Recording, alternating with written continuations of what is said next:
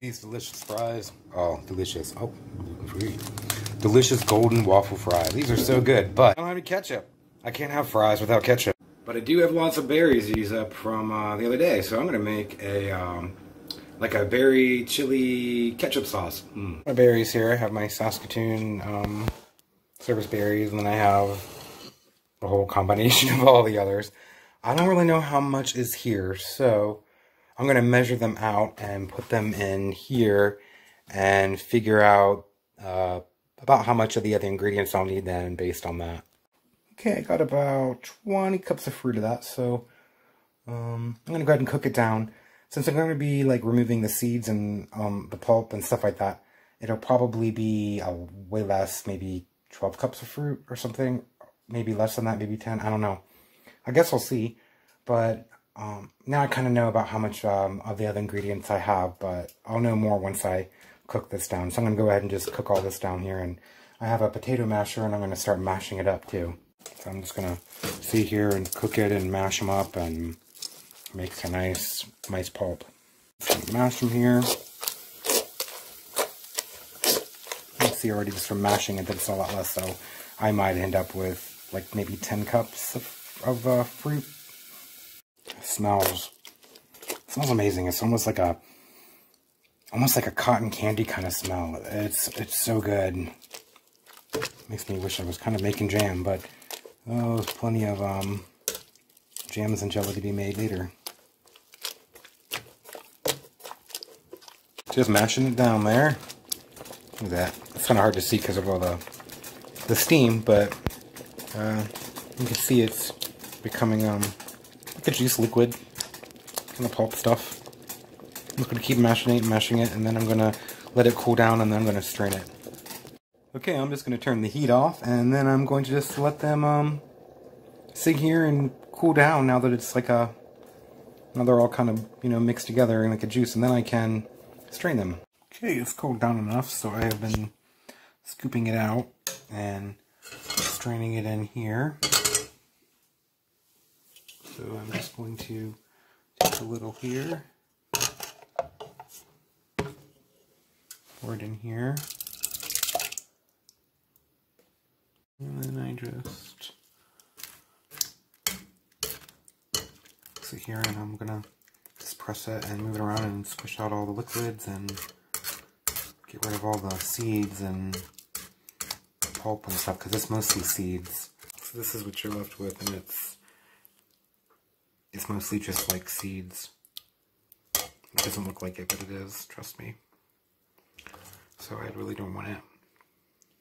There, so this is the leftover seeds and pulp and stuff that I don't really want it, and this is all the liquid I got from it, from those 2 bowls. I don't know how much this holds, I don't remember, but I'm going to measure it and pour it right back in here.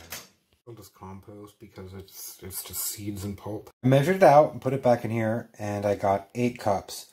I was hoping to get more, but well, 8 cups I guess is better than nothing, so I kind of wanted 10, but I will just have to think again, except I was hoping to get 10 about how much measurements I need to use, but I'm going to go ahead and turn the stove back on, probably like maybe medium, and just get this to kind of like a simmer. So I think I'm going to add about 3/4 a cup of brown sugar, so I've got this heating up, and I'm going to add 3/4 cup of brown sugar, dark brown sugar. I'm going to have some apple cider vinegar. I'm just going to add like half a cup, I think, especially because these are pretty acidic tasting fruits.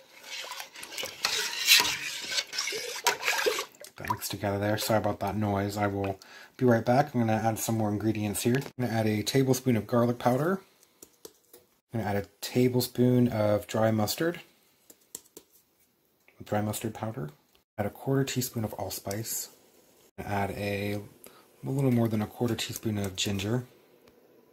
I'm going to add a nice big tablespoon of paprika, sweet paprika.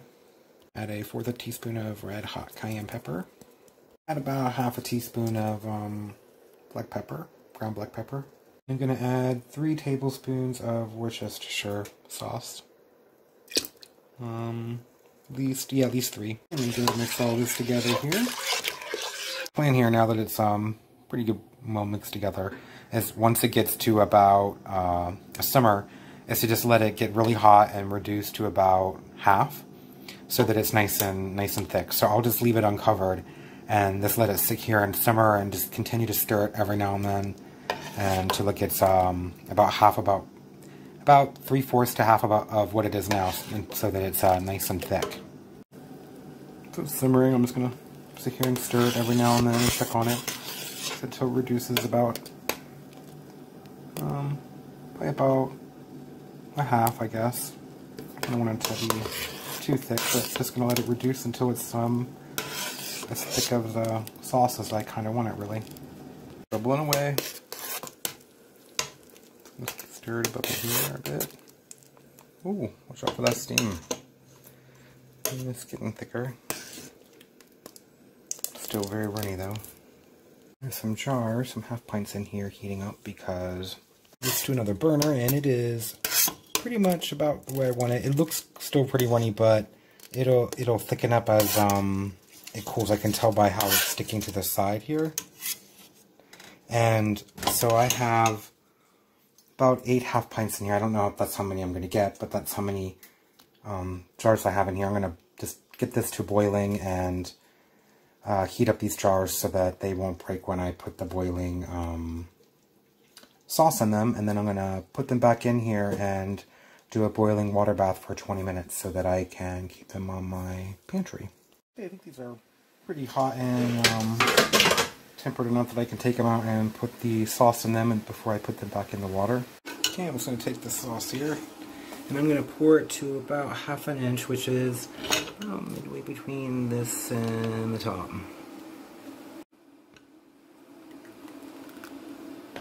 Pour some in there and try not to make a mess here.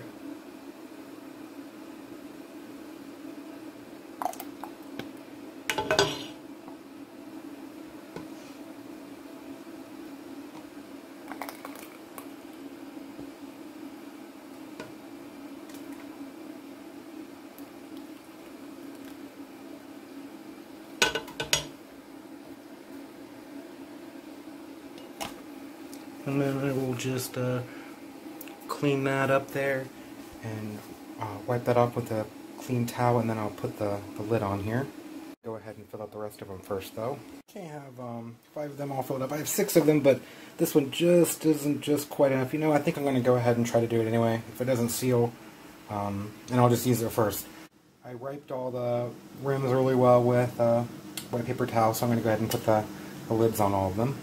Okay, this is starting to boil, so I'm going to go ahead and just put these right in the canner here. There they go. Let's go ahead and put the lid on, and then I'm going to time them for 20 minutes. Set my timer here for 20 minutes, and I'll be back. Okay, it's been 20 minutes, so I'm just going to take off the lid and just let it sit here and rest for about 10 minutes. It's been about 7-8 minutes or so, so I'm just going to go ahead and take them out here. Set them down here.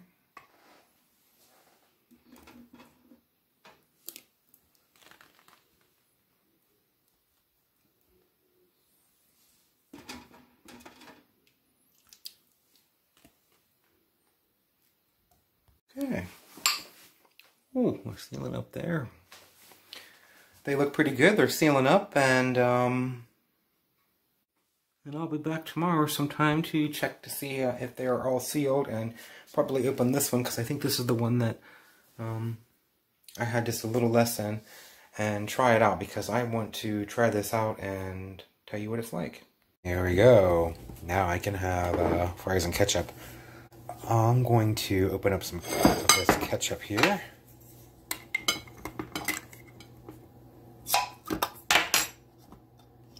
I guess it's kind of what it is, like a ketchup chili kind of sauce.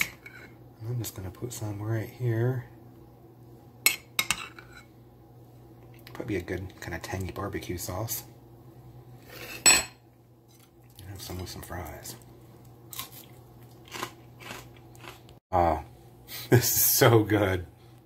I'm so glad I made this.